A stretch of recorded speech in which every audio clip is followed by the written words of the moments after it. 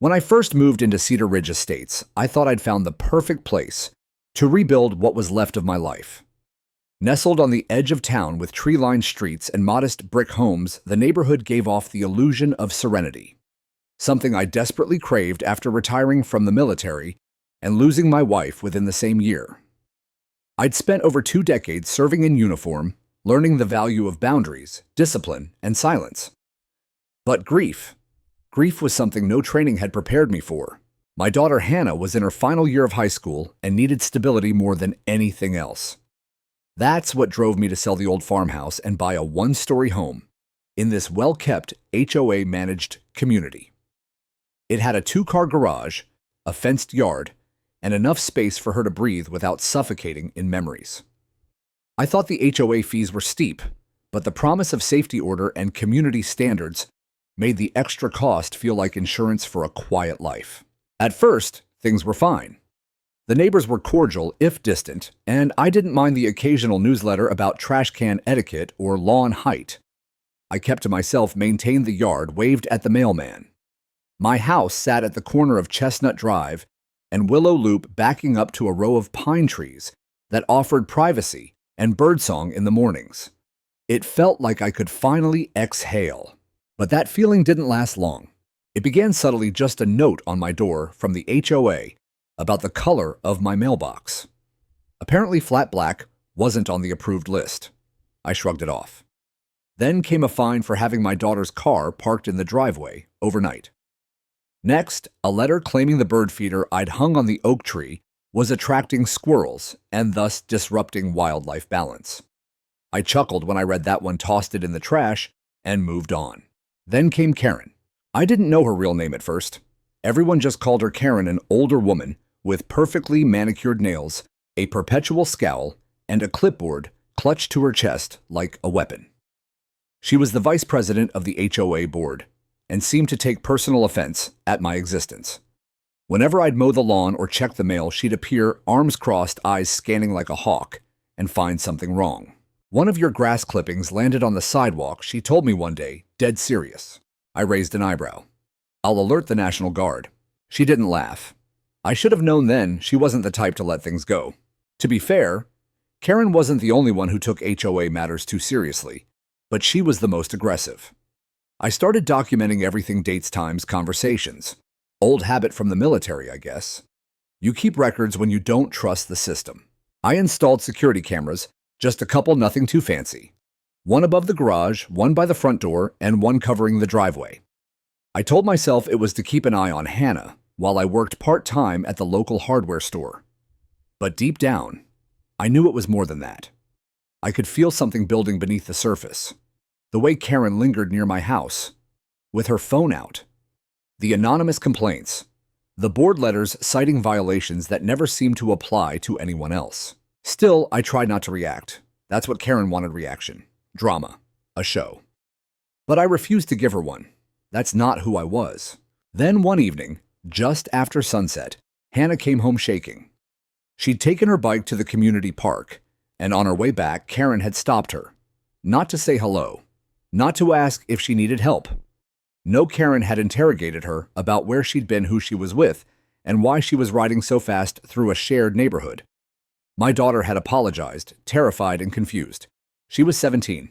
Karen was 60-something and had cornered her like a criminal. That was the moment I realized this wasn't just HOA overreach. It was targeted, personal. I filed a formal complaint with the HOA board. No response. 2 weeks later, I was fined for excessive lighting because I'd installed motion sensor floodlights along my fence. They claimed it violated the community aesthetic. I appealed the fine. Denied. I replaced the bulbs with dimmer ones. Fined again, this time for unauthorized fixture modifications. It was becoming a game, and I was tired of playing. I stopped trying to please them. Instead, I poured my focus into protecting my peace. I spent the weekend building a new automated steel gate at the end of my driveway, a sleek, low-profile barrier with a keypad entry and reinforced posts. Not only did it keep out Karen and her clipboard brigade, but it also gave me something I hadn't felt in years: control. Of course, as soon as the gate was finished, Karen lost her mind. She accused me of creating a fortress, said it sent the wrong message to the neighborhood. I reminded her that I paid for the gate with my own money, and it sat entirely on my property line. I even submitted the design plan to the city and got it approved. The HOA's own bylaws were vague enough to leave room for personal security installations, and I knew that better than she did. But she couldn't stand the idea that someone had beaten her at her own game. What I didn't know, what I couldn't have known, was that her next move would be the one to shatter the illusion of safety I'd worked so hard to create. And it all began with a screech of tires, a thud of metal, and the cracking sound of steel on concrete that I would never forget. The morning after the crash, I stood at the edge of my driveway, staring at the twisted mess of my gate. The steel arms that once stood straight and silent now bowed inward like broken ribs. Bolts had torn clean from the concrete, and one of the keypad columns was leaning at a crooked angle. The right side of the gate had been folded in on itself, almost as if a monster had chewed through it and spit it back out. But it wasn't a monster. It was Karen's car. A champagne-colored Mercedes SUV, one I'd seen parked crooked across multiple HOA meeting spots, sat just beyond the wreckage. The front bumper was torn clean off, hanging by one side like a gaping jaw. One headlight was shattered, casting a spiderweb of glass across the pavement. And in the driver's seat, with both hands gripping the wheel and her mouth frozen in a mixture of horror and denial, was Karen herself. I didn't say a word at first. I just walked slowly across the lawn and checked the side of the gate closest to the garage, careful not to step too close to her vehicle. My camera above the garage still blinked its little red light, recording everything. Karen finally opened her door, stepping out like someone trying to preserve their dignity while sinking in quicksand. This is your fault, she snapped. I turned to look at her, genuinely stunned by the audacity. My fault? She pointed, shaking. You put this fortress up. There's no visibility. I couldn't tell if it was open or not. I let out a low breath, trying not to laugh at the absurdity. It's a 10-foot wide steel gate, lit with motion sensors. It wasn't open because it's mine, and you shouldn't have been anywhere near it. I was performing a neighborhood safety check. You were trespassing. Karen's jaw clenched, and for a moment she looked like she wanted to spit. Instead, she marched back to her SUV, flung open the backseat door, and pulled out her phone. I'm calling the police. You'll be hearing from the board. Oh, I'm sure I will, I muttered. And then, she did call them. Right there, standing next to the wreckage of the gate she had just destroyed, she dialed 911 and reported that she was trapped inside a gate by a hostile homeowner. The dispatcher must have had questions, because I could hear her voice rising, getting sharper, more frantic. I didn't interrupt. I just walked back to my porch, sat on the steps, and waited. The police arrived within 10 minutes, 2 black and white cruisers, with their lights flashing but sirens off. The officers stepped out slowly, cautiously, assessing the situation as they approached. Karen practically ran to them, arms waving, voice shrill. He locked me in. He built an illegal barrier. He's trying to trap people inside their homes. One of the officers turned to me. Sir, is this your property? Yes, I said, standing. And I've got it all on video. Every last second. Karen's head snapped around. What video? I pointed to the garage camera, then pulled out my phone and opened the live feed. I'd already saved the footage to a cloud folder, again old habits. The officers huddled around my screen as I scrubbed backward in time and played the moment of impact. Karen speeding down the street, turning sharply into my driveway, accelerating directly toward the closed gate and slamming into it without even braking. They watched in silence. One of them raised an eyebrow. That's clear, he said. No obstruction, no entrapment. You weren't even on the property yet. Karen started to sputter. No, that's not right. That's not what happened. The officers ignored her and walked toward her SUV. One of them leaned in, probably to check registration and insurance. The other ran her plates through the onboard computer. That's when it all began to unravel. I watched from a distance as the officer's expression changed from routine to confusion, then to concern. He said something to his partner, who stepped away from the SUV and lowered his voice. Karen crossed her arms, clearly irritated that they weren't cuffing me on the spot. Then the second officer turned toward her. Ma'am, he said calmly, is this vehicle registered in your name? Karen blinked. Of course it is. Do you have proof of ownership with you? I think it's in the glove compartment. What does that have to do with this lunatic's gate? He didn't answer. Instead, he asked her to step back from the vehicle. She hesitated, then obeyed. One officer opened the driver's side door again and began inspecting documents. The other stepped away to make a phone call. I couldn't hear every word, but I caught enough. VIN number doesn't match. Reported title issue last month. A pending repossession from out-of-county lien. Karen's voice rose again. This is harassment. This is because I'm on the HOA board. No, ma'am, the officer said firmly. This is because you're driving a vehicle flagged for seizure in an open county case. I felt the heat rise in my chest, not from anger, but from vindication. After everything she'd put me through, the fines, the harassment, the intimidation campaigns against my daughter Karen was finally the one being exposed. They called for a tow truck. She screamed. She pleaded with them, offering to go home and find the paperwork, but it didn't matter. The police had already confirmed the legal standing. The SUV was flagged in a statewide system. Apparently, she'd been driving it with a suspended registration for months. As they loaded her car onto the flatbed, Karen stood by the curb, silent now, her clipboard nowhere in sight. She looked smaller than I'd ever seen her, like a balloon deflating in slow motion. I didn't gloat. I didn't smirk. I just stood on my porch, hands in my pockets, watching justice unfold with quiet, exhausted satisfaction. But deep down, I knew this wasn't over.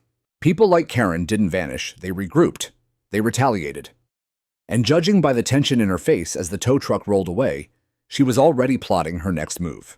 The gate hadn't even been repaired yet when the first letter from the HOA arrived. It was printed on official letterhead, sealed in an envelope with a handwritten address, and left in my mailbox without a stamp, likely hand-delivered by Karen herself before her car was seized. The date on the letter was the very same day of the incident. That fact alone told me everything I needed to know. This wasn't about safety. It never had been. It was retaliation. The letter accused me of erecting a barrier in violation of community standards, citing vague bylaws, and referencing a non-existent clause about architectural harmony. It demanded the gate be removed within 7 days or face escalating fines. No mention, of course, of the fact that the gate was already destroyed by one of their own.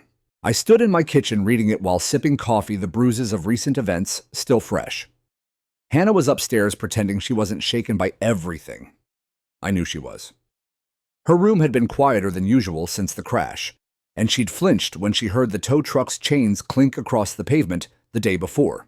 I filed the letter into a manila folder labeled HOA Hostility, slid it into my cabinet, and called my contractor.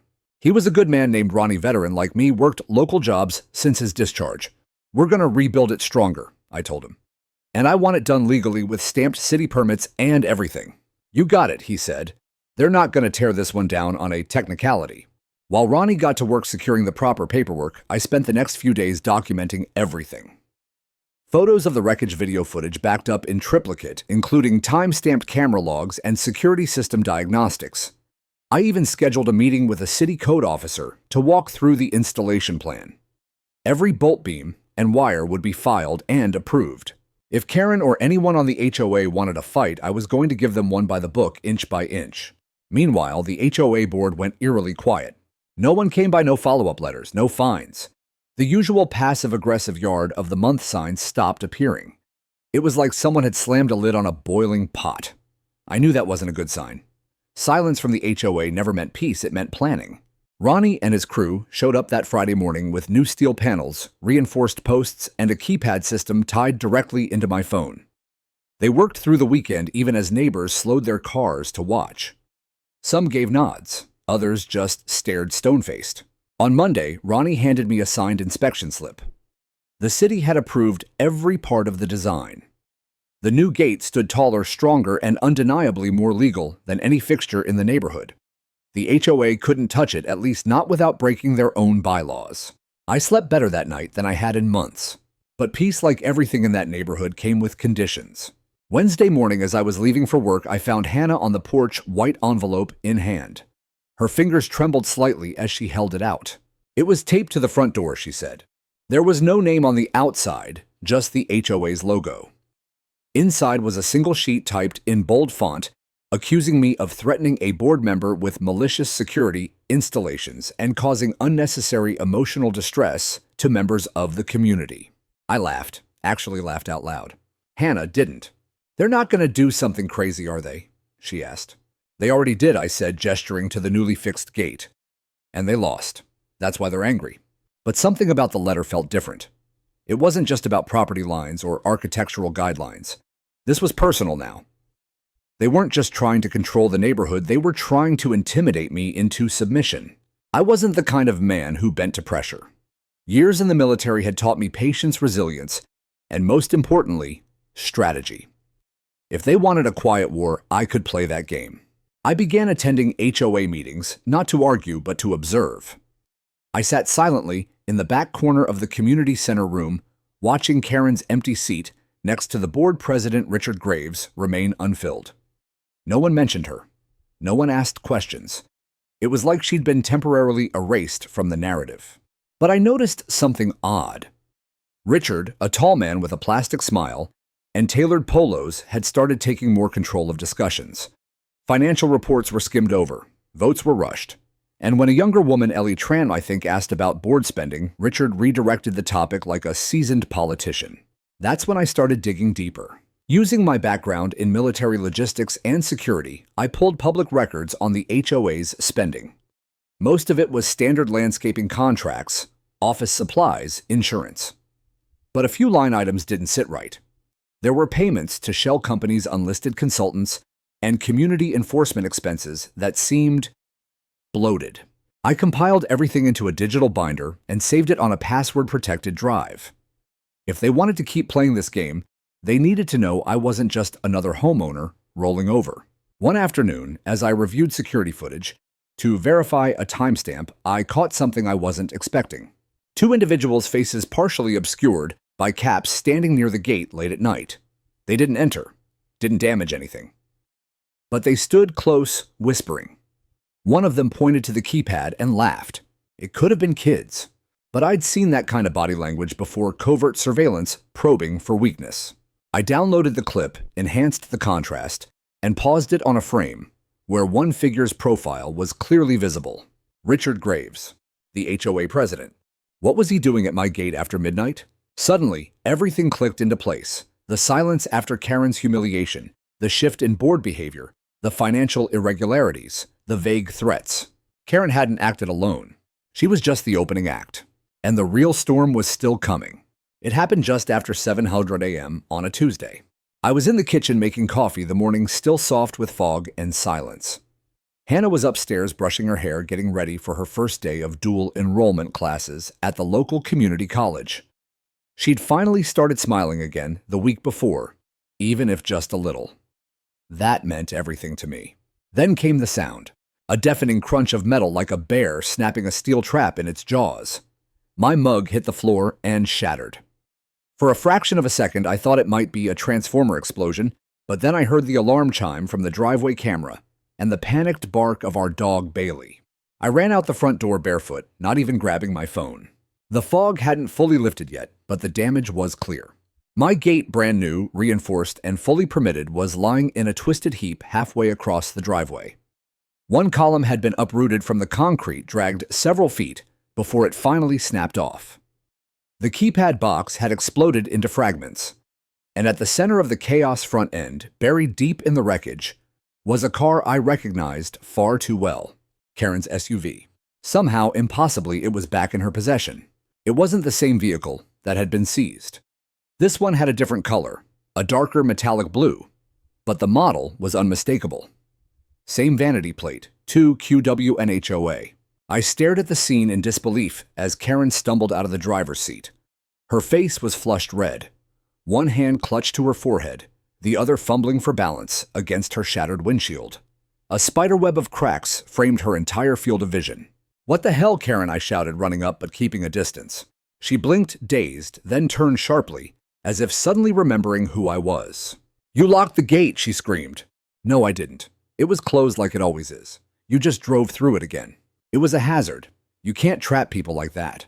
"You weren't trapped. You weren't even on my property." Bailey barked louder from behind the screen door, and Hannah appeared on the porch, her mouth agape. I turned and pointed. "Hannah, call 911. Now." Karen froze. She must have realized that calling the cops herself like last time wouldn't work in her favor. But she was too late. Within minutes, sirens wailed in the distance, growing louder as two patrol cars rolled into view. I stood to the side, arms crossed, watching the show unfold for a second time. Karen tried to spin her story again. He installed a dangerous barrier twice now, and I've reported it to the HOA. He's violating every safety protocol we have. I had to get out. He trapped me. One officer walked the perimeter, examining the angle of impact, the tire marks in the concrete, and the clear path of destruction. The second officer approached me calmly. "You have security footage again." "I've got 3 angles this time," I said, pulling out my phone. "Garage, driveway, and fence line." I showed him the footage. Karen's SUV barreling straight toward the closed gate, no signs of braking, no hesitation. She hadn't even tried to stop. It was deliberate. I'd expected them to take her statement, maybe even issue a citation for property damage like before. But then something unusual happened. The younger of the 2 officers, the one with the square jaw and calm eyes, asked for her license and registration. Karen sputtered about a temporary tag, but he insisted. After a few minutes of fidgeting in her glove box, she handed him a printout that looked sketchy. I couldn't tell from a distance, but his expression told me everything. He took it to his patrol car and made a call. 5 minutes later, another unit arrived, this time an unmarked sedan. A plainclothes officer stepped out, nodded to the uniformed cops, and approached Karen with a notepad in hand. "Ms. Fontaine," he asked. Karen stiffened. "Yes, I'm Officer Graves, Special Investigations Unit. I'd like to ask you a few questions regarding this vehicle. Do you know it's been flagged in our system under a fraudulent registration alert?" Karen went pale. "That's impossible. I just got this car back." Graves raised an eyebrow. "Back from where?" She paused. "From a friend. I bought it cash." "And did this friend happen to work at the impound lot?" Karen's mouth opened, then closed. That was it. I didn't know all the details yet, but I could smell the stench of something bigger than just HOA bullying. This wasn't just about me anymore. Karen was involved in something deeper, possibly fraudulent title transfers, perhaps even insurance scams. The moment she realized she was in trouble, her entire demeanor shifted. She stopped yelling, stopped gesturing, just stood there, hands trembling, while Officer Graves read her rights and placed her under investigative detainment. They didn't handcuff her yet, but they made it clear she wasn't to leave the scene. Then the tow truck arrived, again. This time, I didn't feel vindicated. I felt something closer to pity, just a flicker. But it disappeared when I saw Hannah standing behind me, holding Bailey's leash, eyes wide, with the kind of fear I hated seeing in her face. "I thought you said it was over," she whispered. "I thought so too," I said. "But now it's war." She nodded slowly, her voice small. "What do we do now?" I looked back at the mess, the wreckage, the cops, the neighbors peeking out behind curtains, and made a decision. We fight back. But this time, we don't wait for them to come to us. 3 days later, I got another visit from law enforcement, but this time it wasn't to help. It was Saturday morning. Hannah had gone out early to meet friends at the library. I was in the garage organizing the spare lumber left over from the gate repair when I heard the knock. Not a friendly knock, a sharp official rap. 2 sheriff's deputies stood at my front porch. Uniforms, crisp faces, unreadable.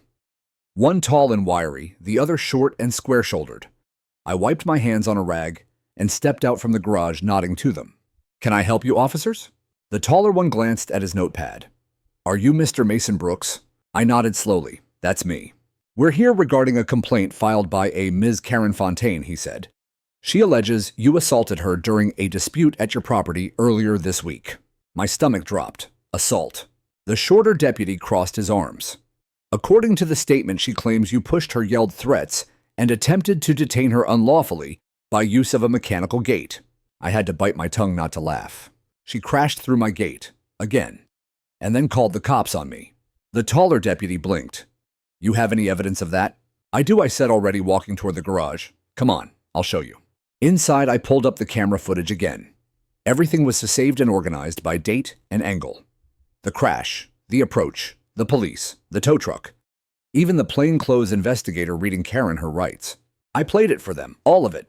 They watched without speaking. One of them nodded at the timestamp and took notes. "I've already filed a formal complaint with the HOA and submitted this footage to Officer Graves," I added. "You're welcome to a copy." The shorter one scratched the back of his neck. "You say Officer Graves. SIU, plainclothes. He's the one who had her car towed." A beat passed. Then they looked at each other. "We weren't aware Special Investigations was involved," the tall one admitted. "That changes the picture a bit." I stood tall. Karen's using the police to try and flip the narrative. She's escalating because I didn't cave, because she lost control. To their credit, they didn't argue. The taller deputy took the thumb drive I offered him and gave a polite nod. We'll file our supplemental report and flag the complaint for review, he said. In the meantime, we recommend you keep everything documented and avoid direct contact with her. She's the one showing up on my property. I understand, he said. But she's not under arrest at this time. And until charges are filed, it's a civil matter. A civil matter. That phrase always got under my skin. Because civil was rarely what it sounded like when someone was actively trying to ruin your life. After they left, I sat on the back porch for a long time, staring out at the trees. The birds kept singing, but it felt like they didn't belong in the same world I was living in anymore. Everything about my quiet little street had changed. The paranoia, the surveillance, the constant tightening of invisible strings. Later that night, Hannah found me in the garage again, sitting on an overturned bucket and scanning through old HOA emails. I'd begun building a spreadsheet: dates, times, incidents, board meeting notes, expenditure discrepancies, names, connections, even addresses. It wasn't just about Karen anymore. It was about a system that enabled people like her to fester and grow powerful behind closed doors. "Are you okay?" she asked. I looked up at her. She was holding 2 mugs of hot chocolate, one of them for me.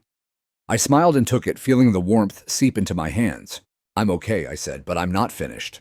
"Do we really have to keep fighting?" she asked quietly. "Can't we just move?" I looked down into the mug. The thought had crossed my mind more than once. But then I remembered the way Karen had pointed at my gate, like it offended her very existence. The way Richard Graves had whispered near the keypad at midnight. The way the HOA letters kept escalating even after their lies were exposed. "No," I said firmly. "If we move, she wins. They all win.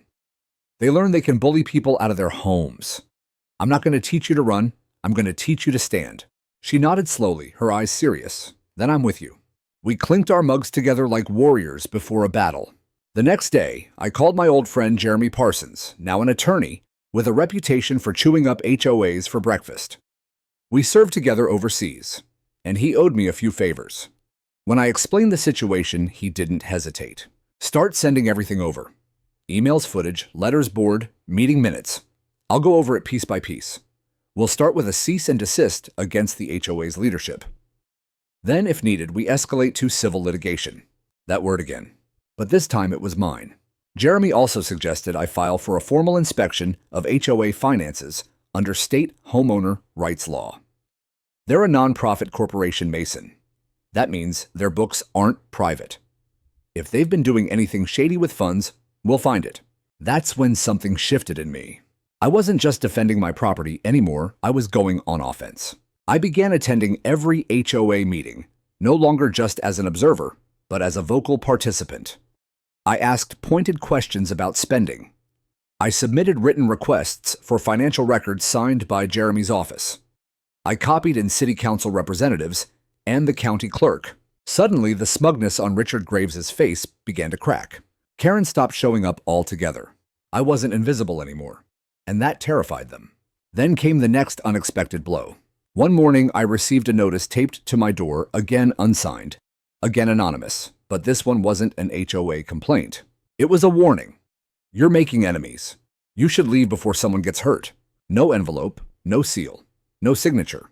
Just those words printed in block letters on plain white paper. I looked up at the camera that covered the porch. It had caught everything. And the face captured in the footage, hood up, eyes, narrowed arm outstretched, was none other than Richard Graves, the HOA president himself. I stared at the paused security footage zoomed in on Richard Graves' face.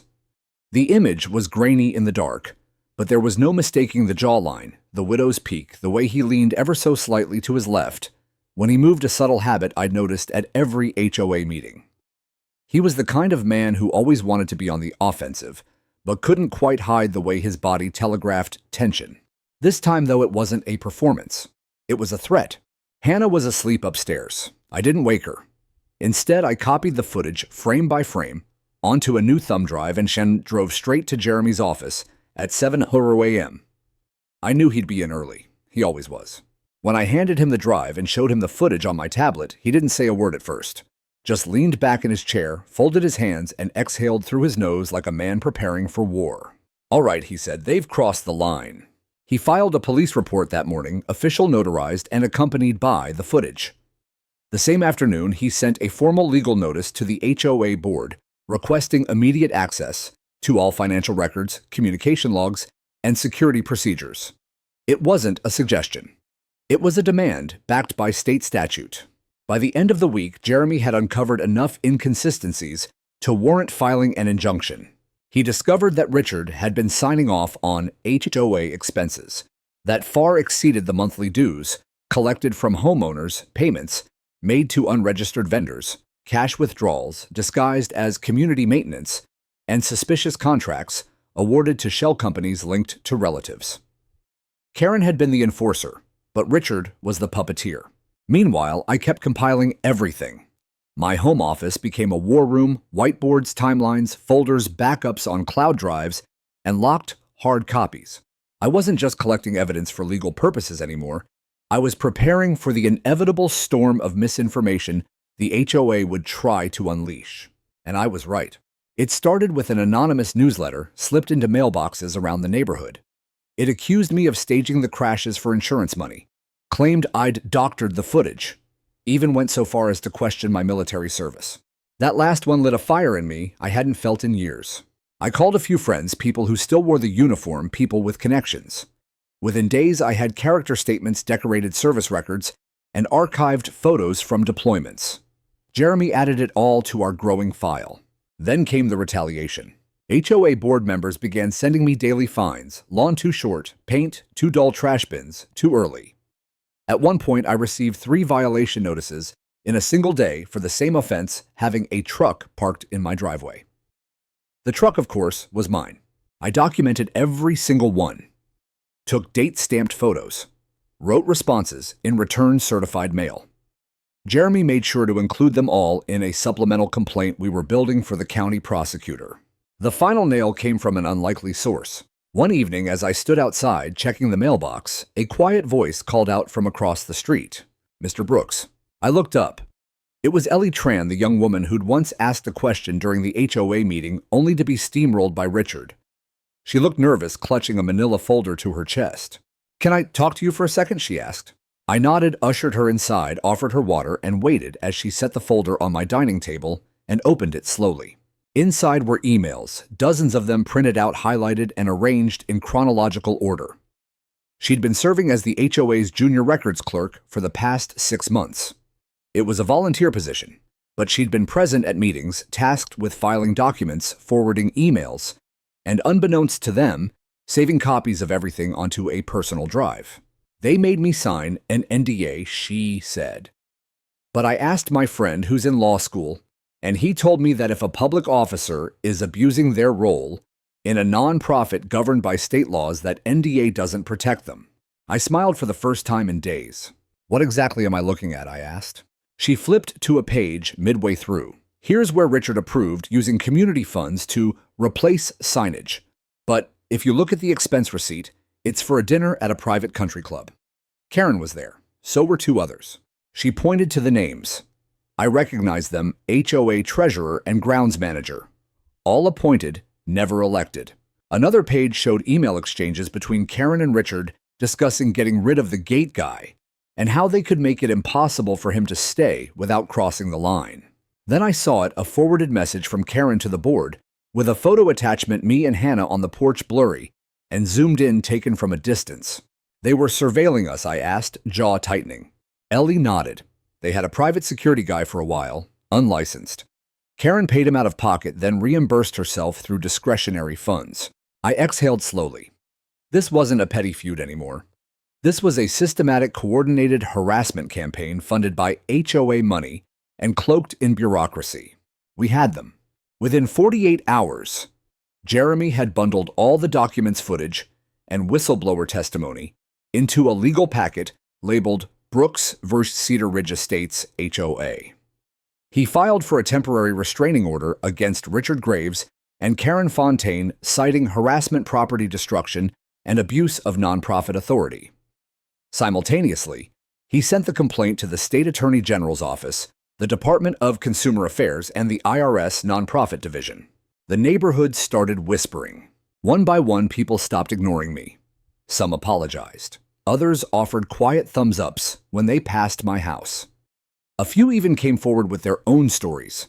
Fines they never questioned, odd charges on their HOA statements, comments made by Karen that seemed innocuous at the time, but now made chilling sense. Justice wasn't just coming, it had arrived, in high definition. And still I knew this was only the beginning. It was the smell that struck me first. Burned rubber, hot metal, and the faint but unmistakable stench of desperation. Karen's car had reappeared again. Not the champagne-colored Mercedes from the first crash, and not the dark blue one that had been impounded days later. This time, it was a forest green SUV of the same make and model, same year, same absurd vanity plate, HOA. She wasn't even trying to hide it anymore. It was like a taunt, a statement, a declaration that she was above the rules, even the laws of basic logic. I spotted it parked 2 houses down from mine, idling quietly in the early dusk. Karen wasn't inside. The engine was on, the lights were dimmed, and the driver's seat was empty. Something about it felt off. I took a picture and stepped back inside. Hannah was at the dining table, earbuds, in studying for her midterms. I didn't want to alarm her, but she looked up as I closed the blinds. "Is she back?" she asked softly. "Looks like it," I replied. "But something's different this time." I sent the photo to Jeremy along with a note. Third vehicle, same plates, same model. No visible driver. His reply came within 5 minutes. "Send Vin if you can. Don't approach alone." I slipped my phone into my jacket, stepped back outside, and crossed the street casually as if I were heading to the mailbox. The SUV sat in the same spot, engine still running. I walked behind it, camera ready, and zoomed in on the license plate. The tag sticker had expired 3 months ago. The VIN number, which I could barely make out through the windshield, didn't match either of the previous 2. My pulse kicked up a notch. 3 identical SUVs. 3 different VINs, same plate. Cloned vehicles. I wasn't just dealing with HOA tyranny anymore. I was looking at a felony-level scam. Probably insurance fraud. Possibly stolen vehicles. And if Karen was involved in that, then this entire HOA harassment campaign had a far darker undercurrent than I'd imagined. I stepped back quickly and returned to my house.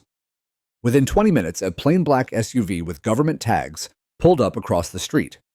Jeremy had called in a favor, one I hadn't realized he still had access to.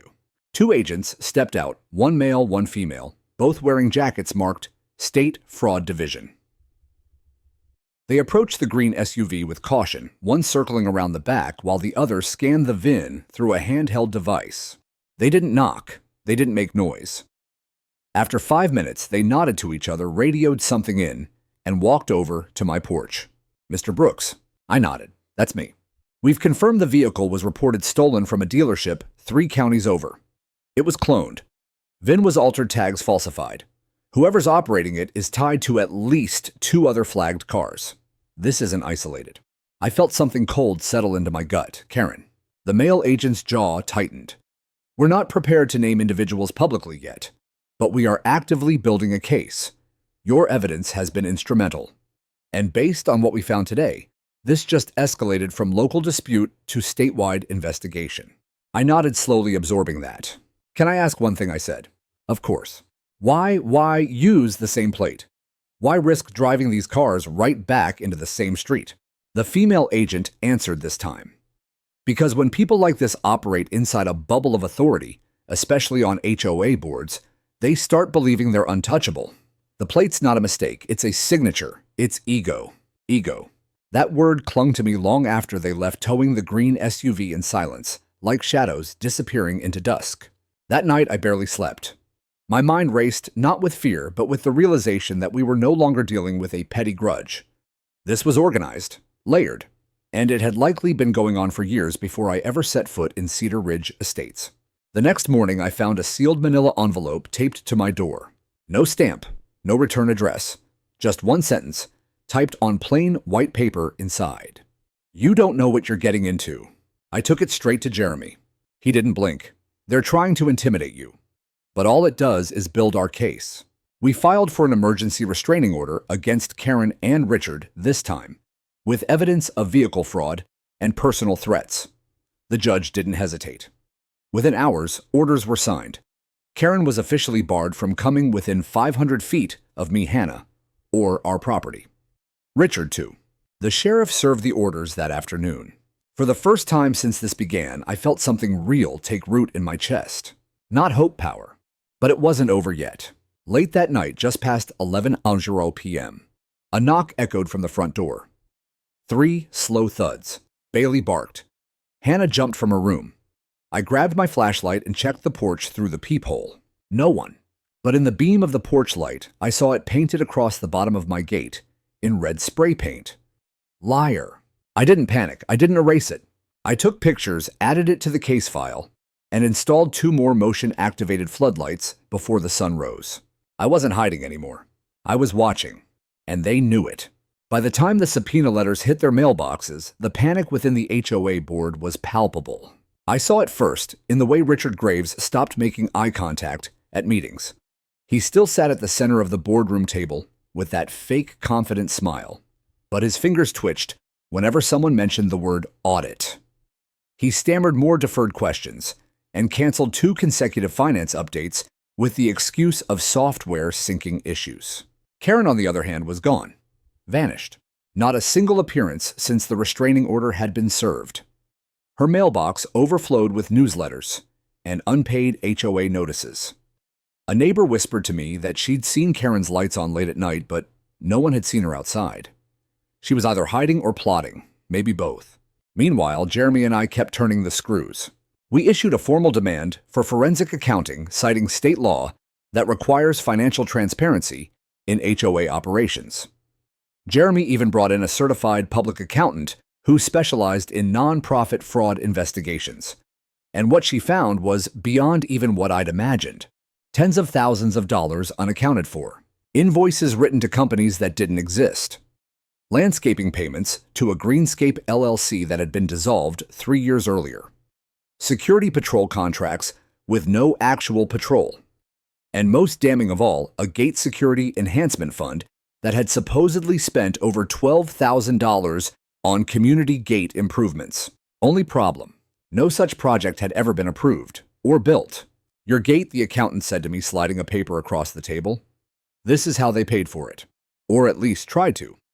They diverted community funds to cover what Karen and Richard probably planned to blame on you. My jaw tightened. They planned the crash, I whispered. Jeremy nodded slowly, at least the second one. Maybe even the first. The implication hit me like a punch to the chest. I'd thought this was just harassment, retaliation.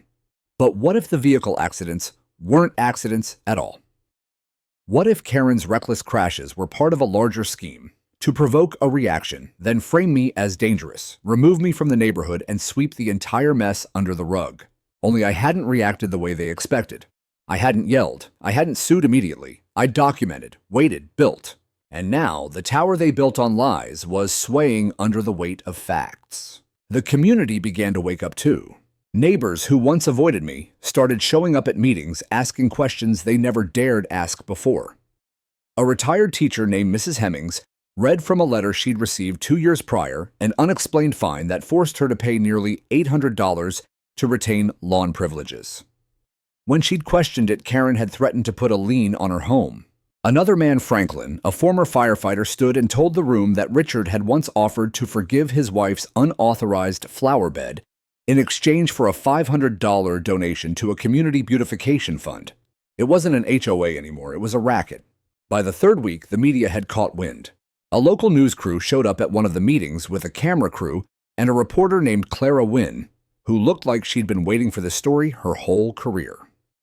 She interviewed me, Jeremy, and several neighbors on camera, airing our testimonies that evening under the headline, HOA in Chaos.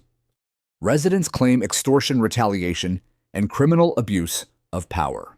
Richard's face on camera was a mask of fake calm.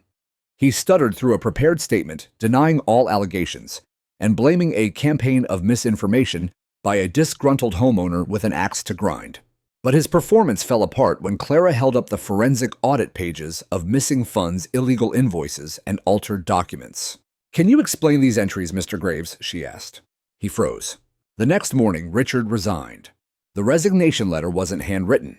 It was emailed to the city clerk and CC'd to the HOA board. No apology, no explanation, Just 5 lines announcing his departure for personal reasons and health concerns. Coward. Karen followed 2 days later. Her resignation came in the form of a voicemail left anonymously on the HOA hotline. "I'm done," she said. "I can't deal with this insanity anymore. None of you have any idea what we were trying to protect." Trying to protect. That one sentence stuck with me.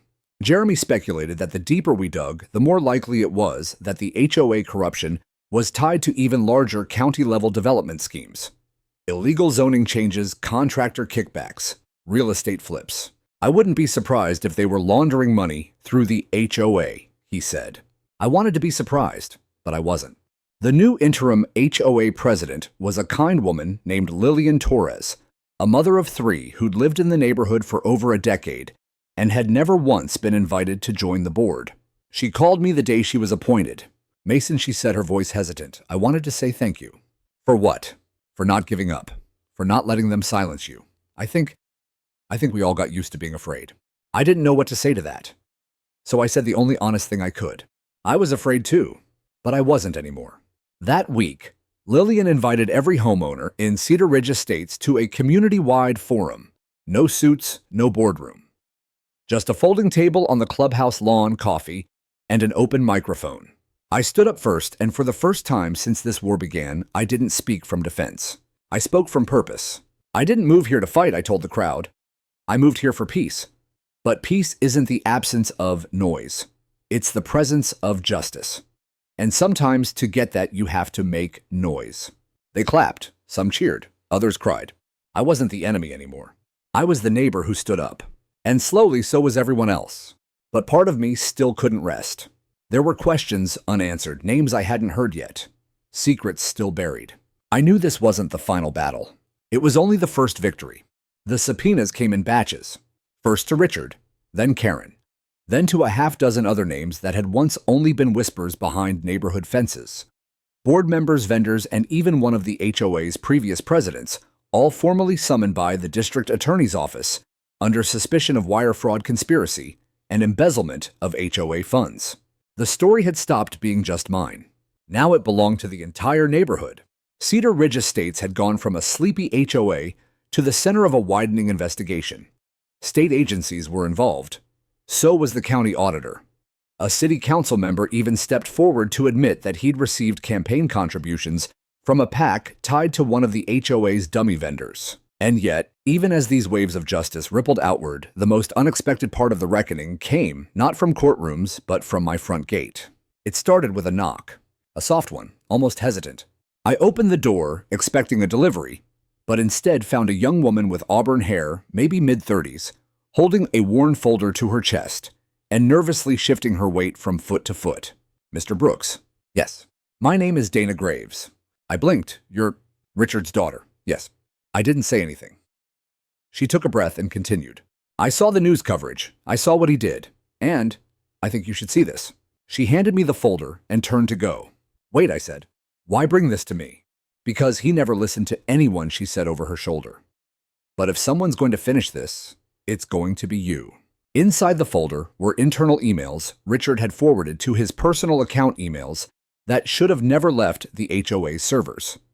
Among them were outlines of illegal fines, talking points for fake HOA violations, and a chilling document titled Exit Strategy, Brooks Property. It detailed a plan how to provoke me, escalate fines, fabricate threats, and ultimately push for legal removal under community safety concerns. It had been premeditated, carefully coordinated. I was their example. Jeremy took the folder straight to the DA. Within days, the state filed formal criminal charges against Richard Graves. Criminal conspiracy, fraud evidence, tampering, and unlawful harassment. Karen's charges followed soon after tampering with property insurance fraud, false police reporting, and conspiracy. They were both arrested. It didn't make me happy. Not in the way I thought it might. Seeing them on the evening news being let out in cuffs didn't feel triumphant. It felt necessary. Like pulling weeds from a garden. Ugly, overdue, and deeply satisfying in a quiet way. That same week, the HOA received an official notice from the State Oversight Commission Cedar Ridge Estates would be placed under temporary administrative supervision. The board was dissolved. A state-appointed administrator would run operations until proper elections could be held, elections supervised by external observers. And the fines. Every citation issued by Richard or Karen over the last 2 years was voided. Residents would be refunded. Some were even issued apologies, printed and signed. One afternoon, I stood by my newly repaired gate and watched a city official unscrew the rusted bronze plaque from the HOA clubhouse that once read, "Leadership for a Stronger Community." The irony wasn't lost on anyone. I wasn't alone anymore. Mrs. Hemmings from down the street brought me a basket of cookies, calling me the HOA Slayer. Franklin, the former firefighter, shook my hand and offered to help with anything I needed: yard work, home repairs, even watching Bailey if I ever left town. Hannah's friend's parents reached out to apologize for the months of distance, and then came the final knock. This one wasn't hesitant. It was firm, deliberate. I opened the door to find 2 men in suits holding federal credentials. "Mr. Brooks," one of them said, "we're following up on a broader investigation connected to HOA corruption throughout the county. Your testimony and your evidence have helped us uncover something much larger." I nodded slowly. "How large?" They exchanged a glance. 21 HOAs, across 4 cities, all tied to the same network of dummy vendors, fake fines, and intimidation schemes. You were the first to expose it. My knees went weak. Not from fear.